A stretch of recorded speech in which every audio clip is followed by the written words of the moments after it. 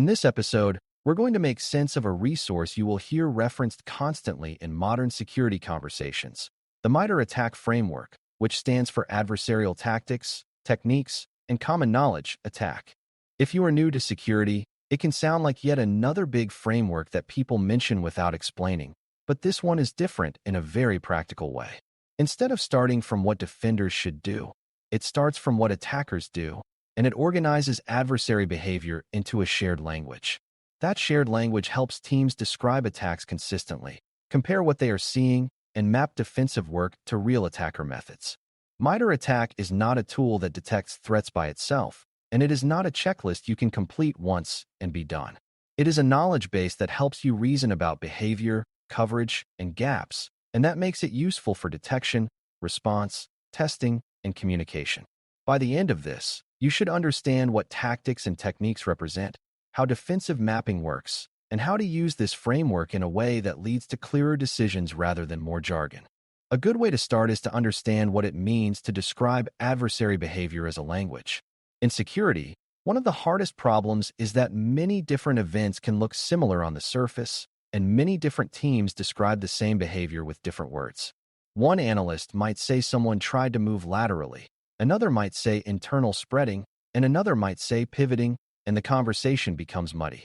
MITRE ATT&CK provides a consistent set of terms for common attacker actions, so teams can communicate with less ambiguity.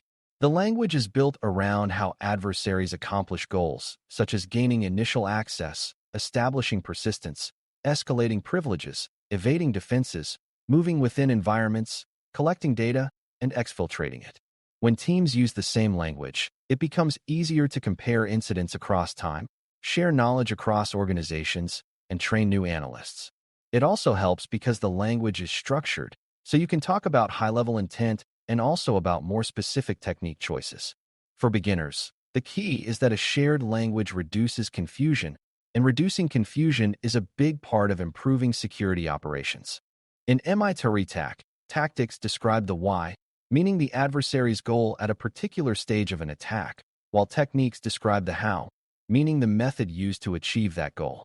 This distinction is important because it helps you understand that the same goal can be achieved in multiple ways. For example, an adversary might want persistence, which is the goal of staying in the environment over time, but they could achieve it through different techniques. Another adversary might want credential access, which is the goal of obtaining credentials, and again, there are many techniques that could serve that purpose. Thinking in tactics and techniques helps defenders because it stops you from focusing only on specific indicators that change quickly and instead encourages you to focus on behavior patterns that are more stable. For beginners, it is helpful to see tactics as categories of attacker intent, like chapters in a story, and techniques as the specific actions that fill those chapters. This makes it easier to reason about what an attacker is trying to achieve and what evidence might reveal those attempts. It also helps you plan defenses in a more systematic way, because you can ask which tactics you can detect well and which ones you might miss. Defensive mapping is the practice of connecting your defensive controls and detections to tactics and techniques, so you can see what attacker behaviors you are prepared for and where you have gaps. This is where MITRE ATT&CK becomes more than a reference and turns into a planning and improvement tool. If you have strong identity controls and strong logging, you might have good coverage for detecting suspicious authentication activity, which can map to credential access and privilege escalation behaviors. If you have segmentation and strong monitoring at boundaries, you might have better coverage for lateral movement and command and control behaviors. Mapping also helps you avoid a common beginner trap, which is thinking that a single control covers everything. Most controls cover some behaviors well and other behaviors poorly, and mapping helps you see those limits.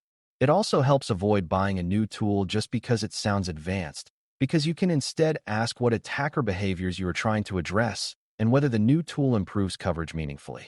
Defensive mapping makes conversations more precise, because instead of saying we need better detection, you can say we need better detection for credential misuse, persistence behaviors, or data exfiltration patterns.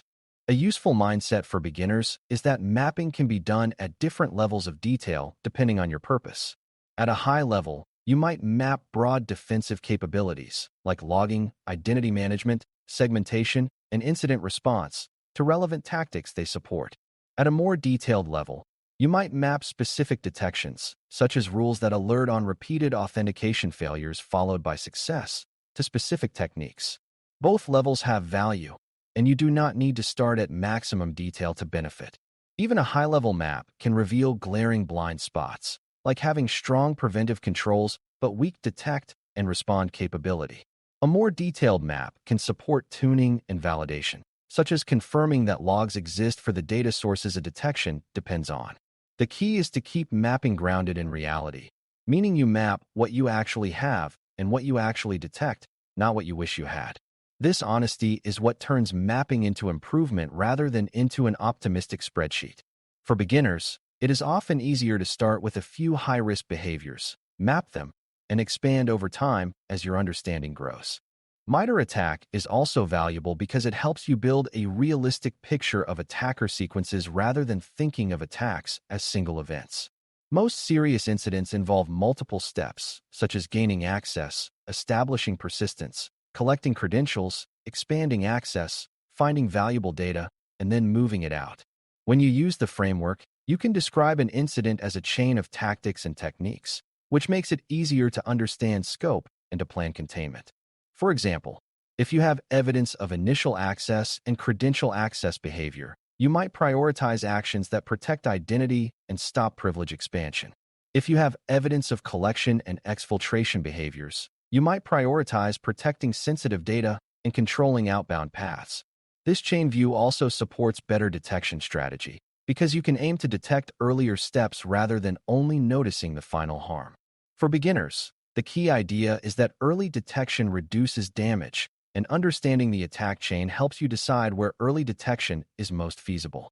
The framework gives you a structured way to think about where you can realistically see activity based on your logs and controls. Another practical use is improving analyst investigation workflows, because MITRE ATT&CK provides a way to turn a suspicious event into a set of investigative hypotheses. If you see unusual process execution on a host, you can think about what tactics that might support, such as execution, persistence, or defense evasion. That thought process helps you ask better questions, like whether there are signs of credential theft, whether there are new scheduled tasks, or whether there are unusual outbound connections that might indicate command and control. Instead of investigating randomly, you use the framework to explore plausible next steps an adversary might take. This does not mean you should force every event into a framework label, but it does mean you can use the framework as a guide for what to look for next. For beginners, this is valuable because it provides structure without requiring you to memorize everything. It teaches you to think like an adversary in a disciplined way, focusing on goals and methods rather than on myths and stereotypes. Over time, this improves both speed and confidence in investigations because your search becomes more directed. MITRE ATT&CK is also commonly used to improve testing and validation of defenses because it provides a shared reference for what kinds of adversary behavior you want to simulate or evaluate. Even without doing complex hands-on exercises, teams can use the framework to discuss whether they have visibility into certain behaviors and whether they would recognize them quickly. This can influence logging strategy, because if you want to detect a specific behavior, you need logs that reveal it. It can also influence incident response planning, because certain behaviors require specific response steps, such as isolating systems, resetting credentials, or checking for persistence mechanisms. For beginners, the important lesson is that detection and response should be designed with behaviors in mind, not just with tool capabilities. When you frame defenses around behaviors, you are less dependent on any one product and more focused on the underlying security goal. This also helps when communicating with peers or leadership because you can describe what you are defending against in a consistent way. The framework becomes a common reference point that improves alignment. A common misunderstanding is thinking that using MITRE ATT&CK effectively means you must label everything with technique numbers or memorize a huge catalog. That approach can become performative and can distract from the real purpose, which is improving clarity and coverage. Effective use is about selecting what matters for your environment and using the framework to guide improvement. For example, an organization that relies heavily on remote access might focus on tactics and techniques related to credential access and initial access, while an organization with sensitive intellectual property might focus heavily on collection and exfiltration behaviors. Another misunderstanding is assuming that mapping alone improves security, when in reality mapping is just a way to see where you should improve. Improvements still require implementing controls, collecting the right logs, tuning detections, and practicing response. The framework is a lens, not a shield, and it helps you direct effort where it will have the most value. For beginners, the takeaway is that you should use the framework to support decisions, not to create complexity for its own sake. When you connect all of this back to the goal of security work, using MITRE ATT&CK effectively means using adversary behavior language to reduce confusion, improve detection design, strengthen investigations, and map defenses to real attacker methods. Tactics help you understand attacker intent, techniques help you understand attacker methods, and mapping helps you see what you can detect and where you are blind. The framework supports chain thinking, which helps you detect earlier and respond more coherently because you understand how steps relate. It also supports communication because teams can describe what they observed and what they defended against in a shared vocabulary. For beginners, the most important skill is not memorization, but using the framework as a thinking tool. When you see a signal, ask what goal it might support, what methods might be involved, and what evidence would confirm or disprove those hypotheses. If you can do that, you will use MITRE ATT&CK the way it was meant to be used, which is as a practical guide for understanding adversary behavior and turning that understanding into stronger, more purposeful defense. Thanks for listening. For more audio courses, daily newsletters, and more, please visit baremetalcyber.com.